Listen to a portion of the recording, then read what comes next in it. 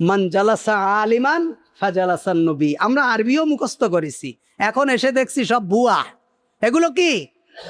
যে আলেমের পাশে বসে সে নবীর পাশে বসে, যে আলেমের সাথে হাত দেয় নবীর সাথে হাত দেয়। আলেমের পাশে বসা সোয়াব, আলেমের হাতে হাত দেওয়া সোয়াব, সালাম দেওয়া সোয়াব, সব ঠিক আছে, কিন্তু এটাকে আপনি হাদিস বলে চালিয়ে দিতে পারবেন না। এরকম অসংখ্য হাদিস, অসংখ্য কথা যেগুলো আমাদের সমাজে হাদিস হিসাবে চালিয়ে দেয়, এগুলো বলে বলে বলে বলে এক হুজুর সেদিন ওয়াজ করতেছে, বিশাল কণ্ঠের হুজুর, হুজুরের নাম আর নিলাম না, তিনি এখন এক পীর সাহেব, বলছেন কিয়ামতের দিন বলা হবে যে তুমি কি নবীর সাথে হাত দিছো? তা না, দেইনি।